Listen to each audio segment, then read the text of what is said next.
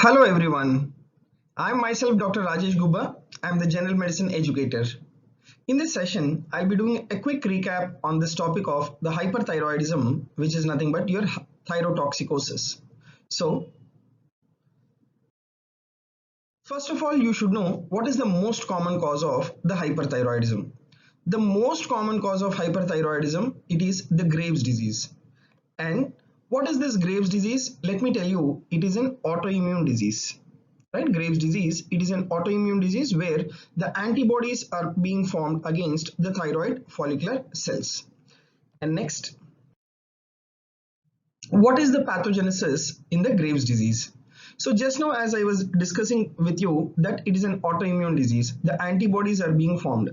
So the question that they will be asking you is, what is the name of those antibodies? So remember, the name of those antibodies are thyroid stimulating immunoglobulins.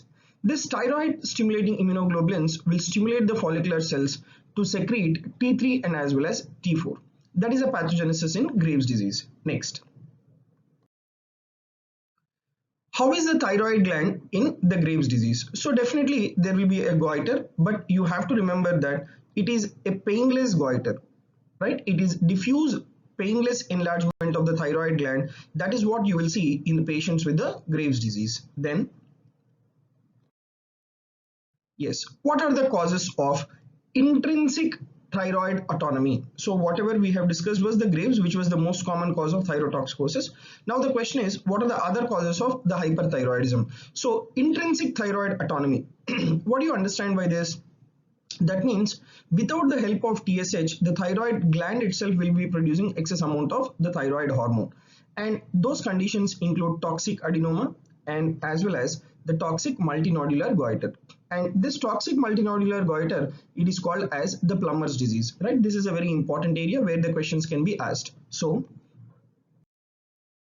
now, what is the plumber's disease? Right? So let me explain you that the plumber's disease is the one which is seen in elderly individuals, right? And it is a non-autoimmune condition. Graves was an autoimmune condition, but this is a non-autoimmune condition. And these patients with the plumbers, they are commonly associated with the development of the arrhythmia and as well as the congestive heart failure, right? That's a very, very important point related to your plumbers. Next. Yes, what are the causes of the transient hyperthyroidism? That means the hyperthyroidism will be there only for a short period of time, and that includes subacute thyroiditis. And please remember, Graves was a painless diffuse enlargement of the gland, but whereas your subacute thyroiditis, it is the painful enlargement of the gland. And one more condition we have causing transient hyperthyroidism, that includes the lymphocytic thyroiditis. So lymphocytic thyroiditis, it is a painless postpartum condition, right? Lymphocytic thyroiditis, it's a painless postpartum condition. Okay, so these are the causes of transient hyperthyroidism, where the hyperthyroidism will be there only for a short period of time. Then followed by that, very, very important question, what are the drugs that will cause the hyperthyroidism? See, the drugs that will cause hyperthyroidism is the amiodarone. See, amiodarone is associated with amiodarone induced thyrotoxicosis and as well as the amiodarone induced hypothyroidism. So the mechanisms I have explained in my quick recap on the hypothyroidism. So you can just refer that particular session of the hypothyroidism for the mechanisms how amiodarone will cause hyperthyroidism or the hypothyroidism. Next. Now, what are the agents with excess iodine causing hyperthyroidism? See, we have iodinated contrast agents, and these iodinated contrast agents, they are mainly useful for the imaging studies. So these iodinated contrast agents are the one which contains the excess iodine, which may make the individual to develop the hyperthyroidism, right? Next. Yes, what are the extrathyroid source of the hormones? Extrathyroid sources of the hormones, it includes number one, the thyrotoxicosis factitia, right, where the individual will be taking exogenous thyroid supplementation, and the other one is the ectopic thyroid tissue. Now, what are the tissues outside the thyroid which will be producing the thyroid hormone? Is one abnormality, that is stroma ovary, and then functional follicular carcinoma. So these are the extra thyroid sources of the hormones. So regarding thyrotoxicosis factitia, remember, it's a false hyperthyroidism. The individual will be pretending that the individual is having hyperthyroidism by exogenous supplementation of the thyroid. So these are the extra thyroid sources of the hormones. Next. Yes, what do you understand by this word? Secondary hyperthyroidism. See, secondary hyperthyroidism means the pathology is in the pituitary gland. The pituitary gland will be producing excess amount of the TSH. Right, and this TSH will be acting on the follicular cells of the thyroid gland that will produce T3 and as well as T4. That is called as the secondary hyperthyroidism. Then followed by that, yes, what are the features of the Graves' disease? So Graves' disease, as I have said you, right, it is an autoimmune disease and it is diffuse painless enlargement of the gland. So in these individuals, there will be a toxic diffuse goiter. Right, it will be a toxic diffuse goiter, in the sense there will be enlargement of the gland and the individual will be having the protrusion of the eyeballs, right, which is nothing but your exophthalmos, and then dermopathy. So these are the important manifestations in patients with the Graves. And regarding dermopathy, let me explain you. Yes, so this is what is nothing but your pretibial myxedema, right, which is nothing but the thyroid dermopathy, which is seen as a manifestation in patients with the Graves' disease. Then, yes, what is the age group commonly seen with Graves? The age group commonly is around the age group of the 50 years. And you should know, Graves, is it more common in females or males? Graves, it is more common in females rather than males, right? Because it's an autoimmune disease. Autoimmune diseases are more common in females rather than males. So please remember, the Graves is more common in females. Next, what about the genetic component in the Graves' disease? So let me tell you that the genetic inheritance, it is very much significant. That is, a person is more likely to be affected if they have the family member with the same disease of the Graves' disease. So they have a very significant genetic component regarding this Graves. Then, yes, what are the triggering factors for the Graves' disease? So let me tell you, the triggering factors for the development of the Graves' disease include the following. Number 1, stress. Number 2, infection. And number 3, pregnancy. So these are the triggering factors for the development of the Graves. And what are the other associated autoimmune disorders in the Graves? See, most of the times autoimmune disorders, they remain associated with one another. Like with Graves, the autoimmune disorders which is associated is type 1 diabetes mellitus, where the antibodies are formed against the islet cells, and the pernicious anemia, right, where the antibodies are being formed against the parietal cells of the stomach, where the individual will have the vitamin B12 deficiency. So these are the autoimmune disorders which are associated with the Graves. Then, what is the risk factor that worsens the exophthalmos? This is a very, very important multiple choice question. So it is your smoking, right? Smoking causes increased risk of the disease and may make the exophthalmos worse. That is what is your the risk factor that will worsen the exophthalmos. Then,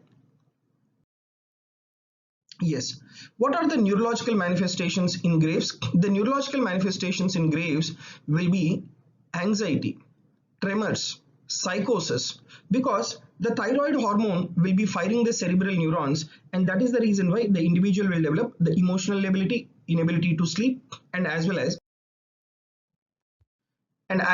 the tremors. So these are the CNS manifestations in Graves. And if you take the cardiovascular manifestations in Graves, that includes, so the thyroid hormone, let me tell you, it has the sympathetic activity on the heart. In the sense, it will excite or it will increase everything. So there will be arrhythmias, most commonly atrial fibrillation, right? And there can be dyspnea, palpitations, angina, and possible cardiac failure. So why is that angina? Is because these thyroid hormone, whenever it is increased in quantity, the myocardial activity is increased. So activity will be more, right? Demand is more, supply will be less, and that makes the individual to land up in angina. And what type of heart failure you can have with in case of Graves? It is hyperdynamic heart failure, which is nothing but high output heart failure. And what are the GIT manifestations in Graves? So GIT manifestations in Graves, if you observe, the thyroid hormone will increase the gastrointestinal motility. So that is the reason why the GI manifestations will be in the form of diarrhea. Next, how is the metabolism in Graves? Remember, Graves, it is a hypermetabolic state. So that is the reason why these patients, they have excessive sweating, they have heat intolerance, they have weight loss, and they also have increased appetite. So that is how the metabolism will be there in patients with the Graves. So there will be weight loss despite increased appetite. Okay, next. Now, what are the musculoskeletal manifestations in Graves? Let me tell you that these individuals will have osteoporosis. Why? Because the thyroid hormone will stimulate the osteoclastic activity. Okay, so even if you take the muscle, there will be proximal muscle weakness. So why is that they'll have proximal muscle weaknesses? Because thyroid hormone will cause the proteolysis, right? And the skeletal muscles are made up of the proteins. So that is the reason why there will be excessive proteolysis in Graves, resulting in the proximal muscle weakness. So that is about the musculoskeletal manifestation in Graves. Then now, what are the ocular signs in Graves? Just now we have discussed the ocular signs in Graves will be exophthalmos, and due to which the individual will have a staring, infrequent blinking, and as well as the lid lag. So these are the ocular signs that you will have in patients with the Graves. Next, what will be the menstrual irregularity in patients with the Graves disease? Menstrual irregularity will be in the form of the oligomenorrhea. Right, it will be in the form of oligomenorrhea, where the individual will have decreased menstruation. The menstrual cycle will be with every more than 35 days. Normal menstrual cycle, it repeats every 28 days, but here in oligomenorrhea, it repeats for more than 35 days. Right, after 35 days, then there will be a next cycle. That will be your oligomenorrhea. And what are the skeletal manifestations in the Graves disease? So this is what I was about to tell you. In hyperthyroidism, there will be increase in the osteoclastic activity, and thereby there will be increased bone resorption, resulting in osteoporosis, and at the same time there will be hypercalcemia. And at the same time there will be hypercalcemia, because the osteoclastic activity, what they will do, they will cause bone resorption and they will increase the serum calcium levels, and that will result in what is called the hypercalcemia, right? Next, what will be the skin manifestation in Graves? Let me tell you, these individuals, they'll have profuse sweating. Why is that? That is because of increase in the basal metabolic rate. So they have warm and moist skin. So the body temperature is elevated because of excess basal metabolic rate. And they will have palmar erythema along with fine and silky hair in patients with the hyperthyroidism. So these are the skin manifestations that you will come across in patients with the Graves.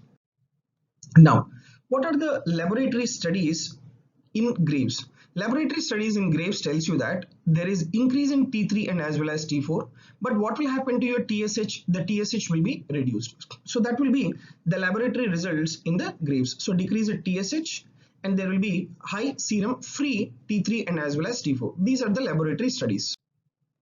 Now, what will happen to your radioactive iodine uptake studies in Graves? This is a very important question. So there is increased radioactive iodine uptake in Graves. Now, at the same time, you should know what will happen to radioactive iodine uptake in case of thyroiditis. So there is decreased radioactive iodine uptake in patients with subacute thyroiditis and as well as the factitious hyperthyroidism. Factitious hyperthyroidism, I have taught you, it is exogenous thyroid hormone supplementation. And yes, what are the other investigations in Graves? That includes there will be elevated thyroid stimulating immunoglobulin, which is nothing but the antibody, and then anti-thyroglobulin and antimicrosomal antibodies. So these will be the other investigations in Graves. Next question is, in the coming to the treatment of your Graves. See, as a part of the treatment of Graves, you will be adding the beta blocker, that is propranolol. Now, what is the rationale of adding propranolol? Let me tell you that in patients with hyperthyroidism, there is excessive sympathetic activity, right? There is excessive adrenal hyperfunction. So mainly to treat that adrenal hyperfunction, we add this propranolol. So propranolol, it blocks the beta receptors and thereby it will reduce the heart rate in patients with hyperthyroidism. And not only that, it will also reduce the tremors in patients with hyperthyroidism. And not only that, propranolol, it will also inhibit the peripheral conversion of the thyroid hormone. It will inhibit the peripheral conversion from T4 to T3. So that is about an important point related to your propranolol. Now, you need to know what are the anti-thyroid drugs that you need to give for the hyperthyroidism. So in hyperthyroidism, the drug of choice will be the thyroid peroxidase inhibitors. And among that, the important thyroid peroxidase inhibitor is the methimazole that we need to give. And we have another important thyroid peroxidase inhibitor, that is propylthiouracil. So what these drugs will do, they block the synthesis of the thyroid hormone. Okay, next. Now, what is the advantage of methimazole over the propylthiouracil? Why are you considering this methimazole as the drug of choice? Because methimazole, it has the few side effects compared to that of your propylthiouracil, and not only that, it has longer half-life compared to that of your propylthiouracil. That is one advantage, and the other one is the few side effects then compared to that of your propylthiouracil. Then now, when is this propylthiouracil added then, right? When do we use this propylthiouracil? Let me tell you, this propylthiouracil is mainly used in first trimester of pregnancy, right? It is mainly used in the first trimester of pregnancy only. Now, why is that? Because methimazole is teratogenic. That is the reason why we don't use methimazole in the first trimester of pregnancy. And you should know what is the teratogenicity caused by methimazole. There are multiple teratogenic adverse effects of methimazole. That includes, if you see the teratogenicity of the skin, that will cause aplasia cutis. Teratogenicity in the gut, there will be choanal atresia, omphalocele. Teratogenicity in the heart, there will be development of ventricular septal defect. Teratogenicity in the head, there will be development of dysmorphic faces. So this is the teratogenicity of the methimazole, right? And yes, why propylthiouracil is replaced with methimazole in second and as well as third trimester? Let me tell you, in second and third trimester, organogenesis is over. And propylthiouracil, it will cause the severe adverse effects compared to that of methimazole. And that is the reason why in the second and third trimester, your propylthiouracil is replaced with the methimazole. So propylthiouracil, it will cause the liver damage. So that is the reason why propylthiouracil is replaced by the methimazole once the organogenesis is over. And yes, which drug is better for the nursing mother? That is another very important question. Let me tell you, it is again methimazole which is considered as the drug of choice even in the nursing mother. Then yes, what are the adverse effects of propylthiouracil and as well as methimazole? Both of these together, it can cause agranulocytosis, right? This is the important adverse effects of both this propylthiouracil and methimazole. Now, what is the permanent therapy for the Graves' disease? See, permanent therapy for the Graves' disease is the radioactive iodine. So, radioactive iodine that we give is, that is iodine 131, right? Very important question. That is iodine 131. Now, this iodine 131 can cause the permanent treatment for the Graves. Now, what are the indications for the use of the radioactive iodine? So, whenever there is a large thyroid gland, you can use this radioactive iodine. Multiple symptoms of thyrotoxicosis are there, we can use this radioactive iodine. High levels of thyroxine is there, is another indication. And high titers of thyroid stimulating immunoglobulin are present. That is also an indication for the usage of the radioactive iodine, that is iodine 131. And what is the precaution while using the anti-thyroid drugs? See, patients with the Graves, already they might be on anti-thyroid drugs. Then what is the precautions you will advise before starting this iodine 131? See, when you want to start the iodine 131, 2 days before, right, 2 days prior, you need to discontinue the anti-thyroid drugs. Okay, and why is that? Because the anti-thyroid drugs, if they are there, they may reduce the cure rate of the radioactive iodine in the hyperthyroid diseases. So that is the reason why 2 days before starting this radioactive iodine, you need to stop the anti-thyroid drugs. Then What are the adverse effects of the radioactive iodine? Let me tell you, radioactive iodine will cause the destruction of the thyroid gland and the individual will land up in the permanent hypothyroidism. But this will happen like 2 to 3 months post administration of your radioactive iodine. So that is the reason why you need to monitor the thyroid hormone levels after 2 to 3 months, and if there is hypothyroidism you need to start the hormonal replacement therapy. And what is the indication for subtotal thyroidectomy? So subtotal thyroidectomy is indicated in a pregnant female, that is in second trimester, in children, and as well as when the thyroid gland is so large and it is causing the compression symptoms like dysphagia, dyspnea and hoarseness of voice, then you need to do subtotal thyroidectomy. And lastly, yes, this is a very important clinical pearl. So remember the hyperthyroid and physical examination. In Graves' disease, there will be painless and diffuse enlargement of the gland. In subacute thyroiditis, there is painful and diffuse enlargement of the gland. In Plummer's disease, it is painless, right? Painless and nodules are being present.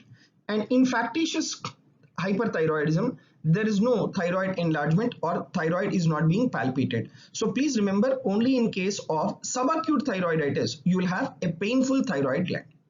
With this, I'll wind up this session on this very important topic of the hyperthyroidism. Thank you very much.